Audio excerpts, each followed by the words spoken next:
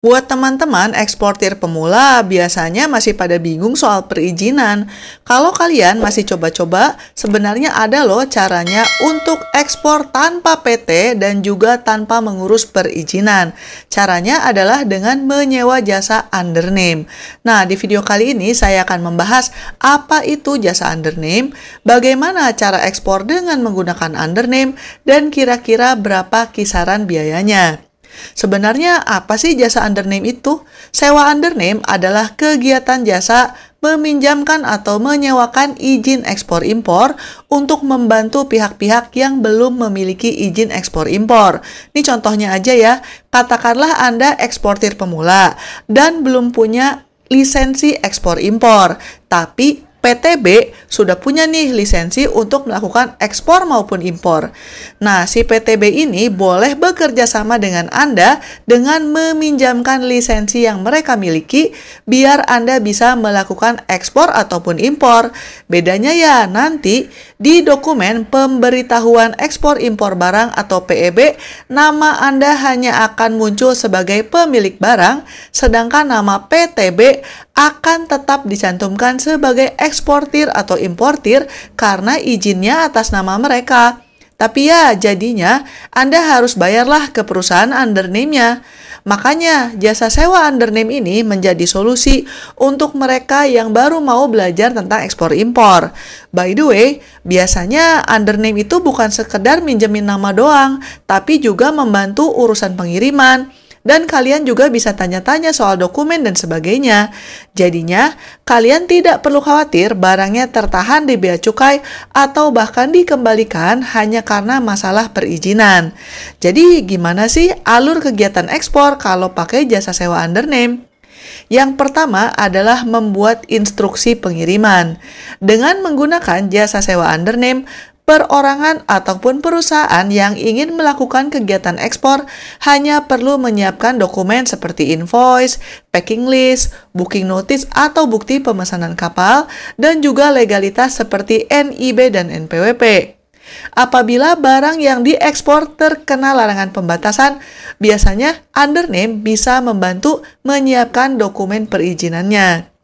Yang kedua adalah mempersiapkan kepergian barang ekspor. Jadi, setelah surat-suratnya udah lengkap, maka barang ekspornya biasanya bisa langsung dijemput untuk diantar ke pelabuhan atau ke airport. Ini tergantung barang apa yang akan Anda kirim dan pilihan metode pengiriman yang Anda setujui. Perusahaan undername inilah yang akan berurusan dengan pihak bea cukai dan menempatkan barang Anda di wilayah pabean untuk proses selanjutnya. Tahap yang ketiga adalah mempersiapkan dokumen pengiriman biar nggak ada masalah. Misalnya aja mengurus bill of lading, mengirim arsip dan dokumen lain yang dibutuhkan untuk kegiatan ekspor tersebut. Setelah selesai, perusahaan akan langsung mengirimkan barangnya ke penerima sesuai dengan jangka waktu yang disetujui. Sekarang pertanyaannya, wah Mbak, jasa undername itu harganya berapa ya? Harganya sih sebenarnya tergantung kalian sewanya full container atau enggak. Biasanya itu istilahnya adalah FCL atau LCL. Ini kisaran biayanya dari salah satu undername ya. Harganya tentunya juga tergantung dengan perusahaan undername yang kalian datangi dan juga tergantung daerah atau negara tujuan Anda. Full Container Load atau FCL adalah layanan pengangkutan dengan menyewa satu kontainer penuh. Jadinya barang kalian tidak digabungkan dengan barang-barang orang lain. Kelebihan metode ini, waktu pengirimannya jadi relatif lebih cepat karena barang kalian bisa langsung dikirim. Selain itu, kalian juga tidak perlu khawatir barangnya ketukar sama barang orang lain. Biasanya, risiko rusak dan hilangnya juga jadi lebih kecil. Tapi ya, FCL ini lebih mahal karena kalian harus sewa satu kargo. Ini cocoknya kalau barang kalian memang banyak. Kalau barang yang mau kalian ekspor itu jumlahnya masih sedikit, kalian juga bisa meminta rate LCL atau less than container load. Metode ini istilahnya kalian sharing lah kontainernya dengan orang lain. Pembayarannya nanti tergantung berapa kubikasi yang kalian gunakan. Metode ini biasanya disukai oleh eksportir pemula karena biaya pengirimannya jadi lebih terjangkau. Tapi ya ada kekurangannya juga. Misalnya aja, kalau ngirim dengan metode LCL, waktunya jadi lebih lama karena si pihak undername-nya akan menunggu kargo atau kontainernya itu penuh dulu baru akan dikirim. Selain itu, karena barang kalian akan dikirim bareng-bareng dengan barangnya orang lain, ada aja tuh resiko barangnya ketuker lah, hilang lah, atau rusak. Sekarang pertanyaannya, wah Mbak, gimana ya caranya memilih jasa sewa undername yang terpercaya? Soalnya kan repot banget kalau barangnya sampai dibawa kabur sama undername-nya atau rusak atau gimana lah. Pertama-tama, kita sebaiknya tanya-tanya siapa yang pernah menggunakan jasa perusahaan undername tersebut. Biasanya agak susah sih mencari review online-nya karena jasa undername kan niche banget ya, khusus untuk mereka yang ekspor dan impor. Salah satu yang bisa kalian lakukan adalah dengan tanya-tanya di forum ekspor-impor di Facebook, atau bisa juga tanya ke kerabat atau teman yang memang sudah punya pengalaman ekspor-impor.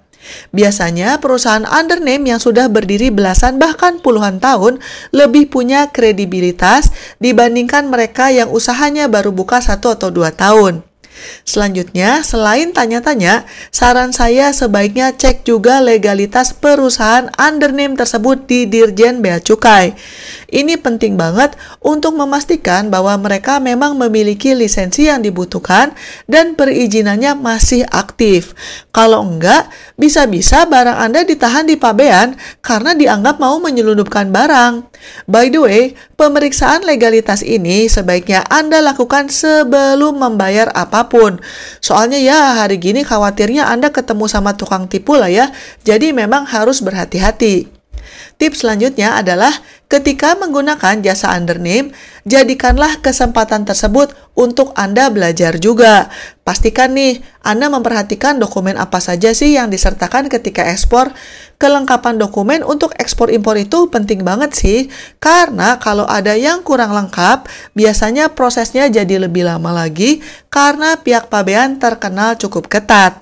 Dengan memperhatikan dan juga mempelajari baik-baik apa yang dilakukan oleh undername, harapannya kalau bisnis Anda sudah semakin besar, Anda bisa beralih untuk mengurus perizinan sendiri dan tidak lagi membutuhkan jasa undername yang memakan biaya. Buat teman-teman yang masih punya pertanyaan, silakan komentar di bawah. Jangan lupa untuk like dan subscribe karena masih ada banyak video-video lain yang terkait dengan ekspor impor di channel ini. Sekian dulu episode kali ini dan selamat mencari uang tambahan. Bye-bye.